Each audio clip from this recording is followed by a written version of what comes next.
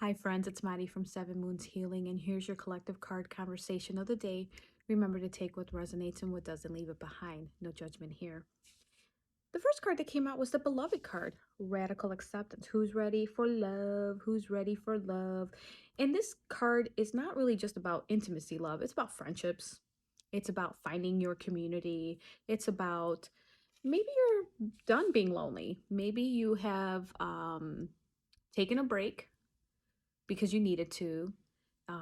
Sometimes when we get so hurt, we decide to close ourselves off and we build a wall. And now the wall's ready to come down, which is beautiful. Like, what progress that requires. But this card is also wanting you to be mindful and careful of who you allow into your circle because sometimes when we are ready, we're ready to go at 100 miles an hour, but we really need to go slow and steady. The second card that came out is the Fallen Angel, Spiritual Narcolepsy. Okay, so this card is very interesting, and I'm not surprised it came out after opening up your heart.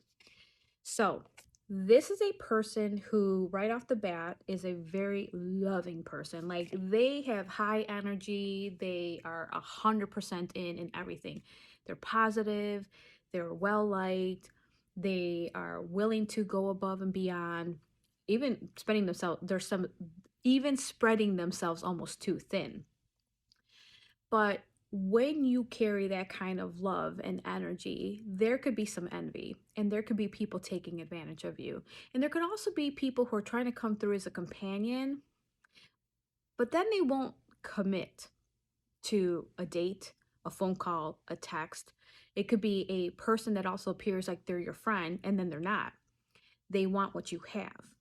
They want what the energy of you because you're freaking magnificent. So I need you guys, if this is you or you know someone and you're close to that person, to be very mindful of who is in your circle, how you're spreading your energy around. I want you to really take a look, see what's happening. Do you feel someone's trying to take advantage of you? If you feel that someone was always kind of meh in the circle, like you feel like, I don't think that person really likes me, there's probably a reason for it. When you're a kind of person that's constantly working on themselves and you're making strides and things feel like they come easily to you, those people are projecting their anger and all their crap onto you. And so what you need to do is remove yourself from those situations because ain't nobody got time for that. Okay. So just be mindful, keep being you, keep spreading that love, but just take a look. Is anyone trying to take advantage of you? Is it someone trying to be your significant other but wants to keep you on a leash and yet they don't reciprocate? Or is it someone that's always trying to make up stories about you? You know what you need to do. Okay. You heard it here. The third card that came out for you guys is the Wailing Tree, Reconciliations. So this is about a lot of hurt that you've been through, a lot of pain, a lot of suffering, a lot of experiences, a lot of lessons along the way, uh, breakups, backstabbings, false information about you, name being dragged through the mud. I mean, everything and anything under the sun that is of negative in nature.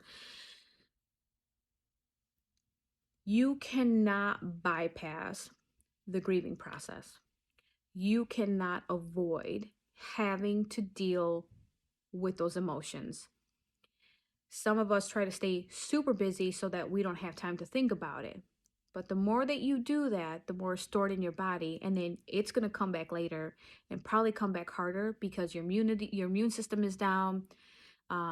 Everything gets stored in our body. And if we don't find a proper way to release that and honor the emotions that we need to go through to reconcile hurt feelings or negative situations, it builds and builds and builds and builds and builds. And before you know it, chaos. So if this is you, please take the time to grieve. Please take the time to figure out how to heal. And if that means you really don't know and you're crying every single day, then honor that. I've been there. I think I've cried for a year and a half straight. No joke. But Everything is temporary, but you need to address it. Don't avoid it. Please don't avoid it. And the last card that came out, because 4 cards came out for you guys, is the Crown Games, the right use of power. Why did I say Star Wars? Spider-Man, Peter Parker. With great power comes great responsibility. If you are a person who recently came into power, so whether you're an authority figure, you just got a promotion, maybe you have a wealth of knowledge that nobody else really has, and you're unwilling to share it, that's not going to work. If you are placed in that role, it is beneficial for you in the long run to share that wealth of knowledge, to share the circle that you're in, whether it's your knowledge, whether you have a membership somewhere to an elite place, whatever that looks like for you, whatever you just received, or maybe you've had for a little bit and you're not using it for good, everything comes back around and potentially worse.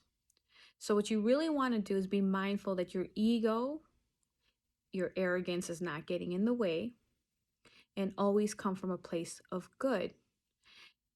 And if you feel a little, I deserve this, that's amazing. Congratulations. You can have that moment of being proud. Just means that you shouldn't use it against everyone else. Sharing, I know sounds cheesy, sharing is caring, but it's important to make sure that you are spreading that wealth and not just hoarding it for yourself, for glory, for fame, for ego, for all those things. Okay? Congratulations if you got there. Let's just hope that you use it for good. I hope that helps and resonates. And remember, love yourself enough to invest in you. Have a great day.